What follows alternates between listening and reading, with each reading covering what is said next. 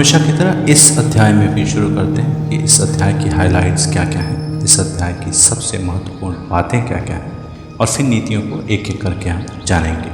इस अध्याय की नीतियों से भी हमें जीवन के कई महत्वपूर्ण प्रश्नों का उत्तर मिल जाता है। कुछ महत्वपूर्ण प्रश्न इस प्रकार हैं कि कैसे गृहस्थ भगवान की कृपा पाते हैं, कैसे लोग इस दुनिया में सुखी रहते हैं, कैसा घर एक श्मशान के समान ही है, एक आदर्श परिवार में कौन 6 लोग होने चाहिए, भगवान राम के मर्यादा पुरुषोत्तम भगवान राम के महान गुण कौन कौन से हैं, मरते वक्त कौन आपका सच्चा मित्र है। इस प्रश्न का भी उत्तर इस चैप्टर में मिल जाता है। और फिर कैसे लोग जल्दी ही बर्बाद हो जाते हैं। मैं उन सभी लोगों का शुक्रिया अदा करना चाहूँगा जो इस YouTube जर्नी में हमारा साथ दे रहे हैं, हमारा हौसला अफजाई कर रहे हैं।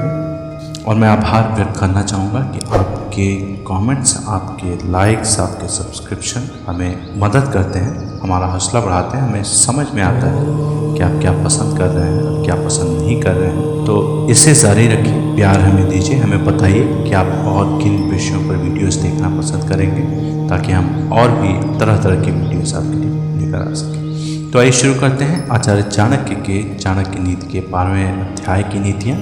तो पहला प्रश्न जो हमने बताया था कि कैसे गृहस्थ भगवान की कृपा को पाते हैं, पहली नीति उसी के बारे में। आचार्य चाणक्य कहते हैं कि वह गृहस्थ भगवान की कृपा को पा चुका है जिसके घर में आनंददायी वातावरण, जिसके बच्चे गुणी, जिसकी पत्नी मधुर वाणी बोलती, जिसके पास अपनी ज़रूरतें पूरा करने के लिए पर्याप्त धन है, जो अपनी पत्नी से सुखपूर्ण संबंध रखता है, जिसके नौकर उसका कहाँ मानते हैं, जिसके घर में मेहमान का स्वागत किया जाता है, जिसके घर में मंगलदायी भगवान की पूजा अर्चना रोज की जाती है, जहाँ स्वाद भरा भोजन और पान किया जाता है, जिसे भगवान के भक्तों की संगति में आनंद आता है। जहाँ इन सारी बातों को जो गृहस्थ पालन करता है या जिस गृहस्थ के घर में ऐसा वातावरण है, वो गृहस्थ भगवान की कृपा को पा चुका है। फिर अगली नीति आचार्य चाणक्य बताते हैं कि किस आदमी को विपुल लाभ होता है, मतलब अनलिमिटेड बेनिफिट्स मिलते हैं।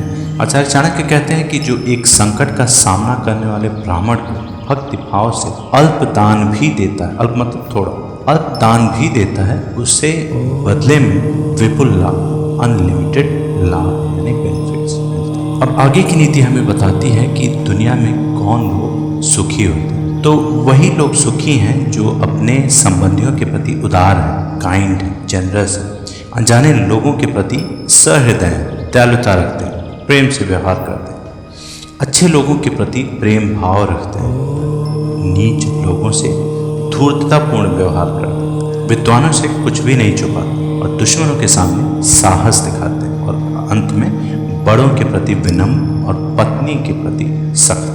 हो सकता है आप में से बहुत से लोग इस लास्ट पॉइंट से सहमत ना हो, क्योंकि अब टाइम बदल चुका है, ज़माना बदल चुका है। तो अपनी राय अपने कमेंट्स में हमें बताएं, हम जानने के लिए उत्सुक रहेंगे। अगली नीति में आचार्य चाणक्य बताते हैं कि अरे लोमड़ी, उस व्यक्ति के शरीर को तुरंत छोड़ दे जिसके हाथों ने कोई दान नहीं दिया, जिसके कानों ने कोई विद्या नहीं ग्रहण की, जिसके आँखों ने भगवान का सच्चा भक्त नहीं देखा, और जिसके पाँव कभी तीर्थ क्षेत्रों में नहीं गए हों, जिसने अधर्म के मार्ग से कमाए हुए धन से अपना पेट भरा, और जिसने बिना मतलब भी अपना सर ऊंचा उठा रखा। अरे लोमड़ी, उसे मत खा, नहीं तो तू खुद दूषित हो जाएगी। अगली नीति है कि धिक्कार है उन्हें जिन्हें भगवान श्री कृष्ण, जो कि माँ यशोदा के लाडले हैं, उनके चरण कमलों में कोई भक्ति नहीं की। मृदंग की ध्वनि धिक तम करके ऐसे लोगों का धिक्कार ही करती। फिर अगली नीति आचार्य चाणक्य लोगों की क्वालिटीज़, उनके गुणों के बारे में बोलते हैं, उनके स्वभाव के बारे में बोलते हैं। वो कहते हैं कि बसंत ऋतु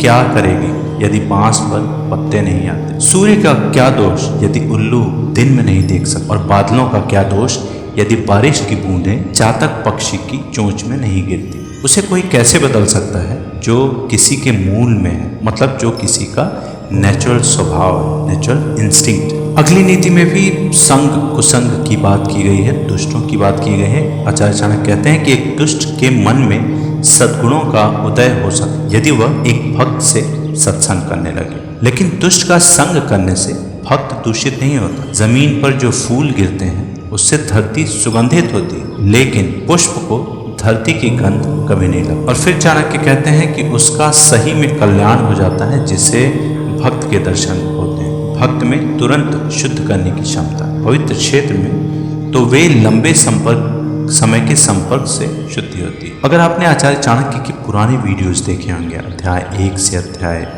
11 तक की वीडियोस देखे होंगे, तो आपने गौर किया होगा कि हर अध्याय में आचार्य चाणक्य अच्छे संगति और अच्छे क्वालिटीज़ का समर्थन हमेशा करते आए हैं। हर नीतियों में उन्होंने यही बताया है कि हमारे संपर्क से या हमारे सत्संग से, हमारे मित्रों से ही हमारी पहचान है। अंग्रेजी में कहावत भी है कि tell me who your friends are and I tell you who you are. मतलब आप मुझे बताइए कि आपके दोस्त कौन कौन से हैं और मैं आपको बता सकता हूँ कि आप कैसे। तो लगभग हर अध्याय में आचार्य चाणक्य ने अच्छी संगति का और बुरी संगति का भी ज्ञान कराया, बोध कराया। आइए इस नीति को फिर से पढ़ लेते हैं। उसका आचार्य चाणक्य कहते हैं कि उसका सही में कल्याण हो जाता है, जिसे भक्त के दर्शन होते हैं। भक्त में तुरंत शुद्ध करने की क्षमता। पवित्र क्षेत्र में तो लंबे समय के संपर्क से शुद्धि होती है।